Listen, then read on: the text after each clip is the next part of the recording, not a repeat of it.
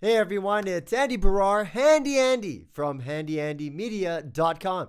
Today I'm doing a review for Best Buy's blog on the Segway Ninebot Max e-scooter.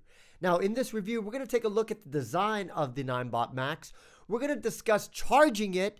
We'll also talk a little bit about the portability and also my experiences using it. So sit back, relax, get your popcorn ready, and cue in that intro. The one thing that really stands out about the Segway Ninebot Max is that sturdy construction. The entire build from the materials is definitely, you can see that it is more geared towards longer commutes with a real good sturdy design. Doesn't feel cheap, nor does it look cheap, is basically what I'm trying to say.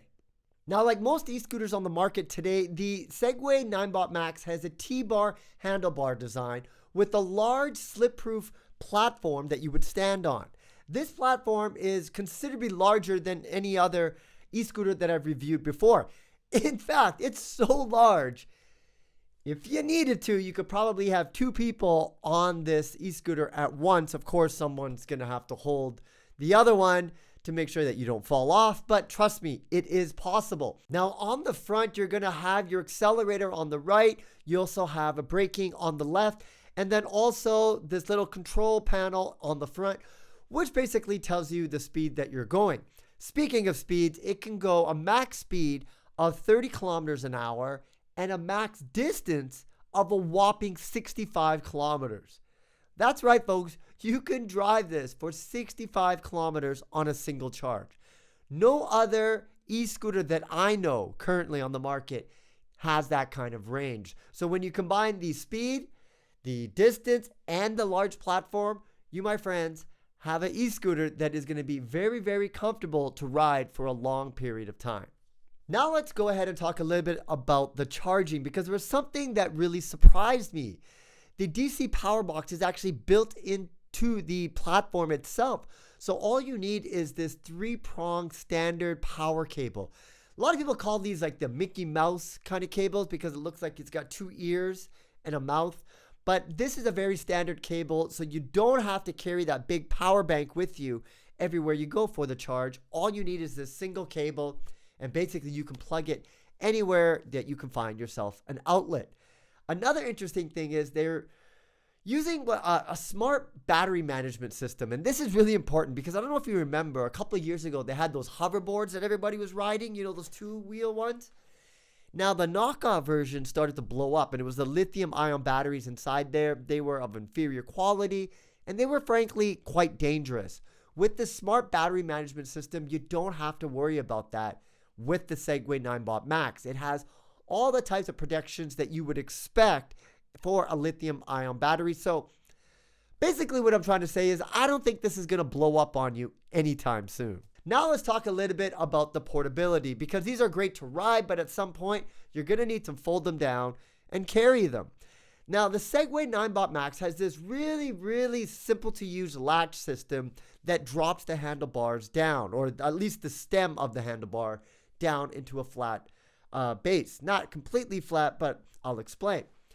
There is a lever on the front that you would want to open it up, and you just basically have this other little tiny kind of lever that sits in a slot that you would open it up. This is a great safety feature because when you push it up and fully, get it ready for operation, it locks the lever and everything in place so that it's not going to accidentally collapse on you when you're riding. And so this is a really good, important safety feature, and it is completely sturdy. I had no issues of it dislodging while I was riding. When you fold it down, basically, it takes a couple of seconds to just drop it. And the handlebars itself actually have this little slot that connects to the back of the back tire. It fits into this slot, locks in place, and then from there, you can pick it up with your hand. Here's the thing. As I mentioned, this is made out of some quality material. It is designed with a sturdy build, and that, my friends, comes at a cost, and that cost is the weight. Basically, it's 41 pounds. Now, I don't know if you know how heavy 41 pounds is, but for e-scooters, For the majority of people out there, I'm going to say this is pretty darn heavy. Just for context, since I just reviewed dumbbells recently, a 40-pound dumbbell, I can probably curl 4, maybe 5 reps. So you got to imagine this 41-pound e-scooter is not something that you're going to be able to carry around with you, like say in a grocery store to pick up some milk or eggs. It's heavy. Now, it's not too heavy. Like this is something you could probably carry inside your home. You could probably carry it up an elevator into your home, but it's definitely not something that you're just going to be walking around with unless you're pretty jacked. Let's say that, okay? That's probably one of the big issues of it. So even though it does fold down, it is still heavy to carry. Now let's talk about my experiences riding with the Segway Ninebot Max. Now I've reviewed some other scooters all at the same time that I reviewed the Segway Ninebot Max, and it gave me quite a perspective on the different features of e-scooters. And I'll tell you this, the Segway Ninebot Max by far is the most comfortable scooter ride you could probably get on the market today. In fact, this is something that could replace your vehicle in the event that you needed to make a short commute to go to work and back. It's really, really smooth. The platform is super large. You can get into a comfortable position. You can get into a nice posture, and it goes. Now, I have to mention one thing. This is a kickstart scooter, and what that basically means is you can't stand on it and then hit the throttle and expect it to go off. You actually have to kick it, get some movement. I think it's about a couple of kilometers. Just get some type of movement, and then the throttle will engage. And this is actually turns out to be a great safety feature because it's not going to run away from you. You know, especially for people that are using it for the first time, you might just get on it and be like, oh, okay, let's go. And then before you get onto the platform, it could take off on you, and that could be dangerous. It's not going to happen in this case. And the reason why is because you already have to be moving. And you see this with other e-scooters as well. It's a common feature. It's a great safety feature and something that I think you will appreciate in the Segway Ninebot Max. It's not hard to basically kickstart it to get it going, even if you're at a cross street. Another thing I would have to say is, boy, does this thing feel fast. At 30 kilometers, I really don't think you want to go any faster than that on an e-scooter. The one issue, though, is that you still always need to have your hands on it for, operation. So it's not something you can do really one-handed, nor should you. Now, here's the thing.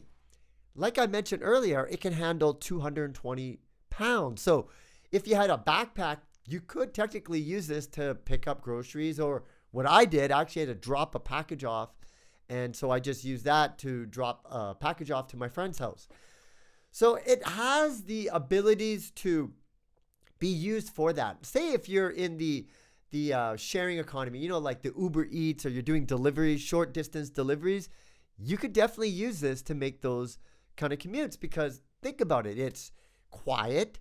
It doesn't take much battery power. You can use the bike lanes, provided you have a helmet. So there's a lot to like here for it to transport goods, except you're going to need a backpack. That's the only kind of caveat. It doesn't have your own holder. It's just inherent in this kind of scooter design. But what I'm basically trying to say is that you could use this to deliver packages if you are in that kind of a radius. The only thing is, I don't know if people are ready to go 65 kilometers, in one charge. So think about it. That's like, you could technically go 30 kilometers one way, 30 kilometers back. That's in perfect conditions. I don't recommend you try to hit 65 kilometers on a single charge, because remember, things like hills, the speed you're going, are all going to factor in. Speaking of hills, it can do a 20% hill grade. And from my experiences, going up a hill was quite easy, and it can definitely handle enough juice to go up hills. The thing is, you need to be able to get your max speed before you go up that hill. If you're just like stopped and you're trying to kickstart it and then climb, you're going to fall into some difficulties. So you kind of get used to that. The regenerative braking system, I'm very suspect in how much energy it's actually capturing and how much additional range it provides. I can see it working for electric cars when you're going fast speeds and then you let go of the gas and now you're capturing all of that. But at 30 kilometers an hour, I'd like to see some data on how much you can capture. I just don't know it's capturing enough to really give you that extended range, but I'm still a fan of regenerative braking because used right, you don't even have to use the brake. You'll get it used to just dislodging the acceleration to slow down at the perfect time. It almost becomes second nature once you use it enough. So the big question is, who is this for and would I recommend it? Now, I'm going to recommend this to anybody that's trying to replace their commuter vehicle. You're doing short distances. Maybe you're tired of biking. You just want to use the bike lanes with an e-scooter. So you got to go like 10 kilometers, 10 kilometers there and back. This is definitely for you. The big issue is the portability, okay? Even though it can fold down quite easily, the problem is what are you going to do with it once you get to your destination? Because the one thing I really wish it has was some type of like a little security lock or something that you could put a lock around so you could lock it to a bike chain or a bike lock or something like that. Because it's heavy. It's not something I want to go into, the grocery store carrying around.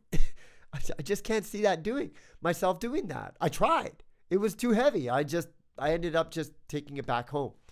So if you have to go long distances and you have a plan on where and how you're going to store it and carry it, this will be definitely for you. Like I said, you're not going to find a more comfortable ride than this, something that gives that type of speed, that type of range with this type of build quality material. Listen, we're talking about Segway here. They've been around for over 20 years now, so they know a thing or two about personal transports. Well, I hope you enjoyed this review of the Segway Ninebot Max. If you like this review, please smash that like button, leave your comments below, and of course, subscribe to this channel. If you want more information about me, you can go to my website, handyandymedia.com. I too also have a YouTube channel. You definitely want to subscribe to that, especially if you like DIY how-to content and, of course, tech content as well. Once again, my name is Andy Barrar, Handy Andy from handyandymedia.com, signing out. Bye for now.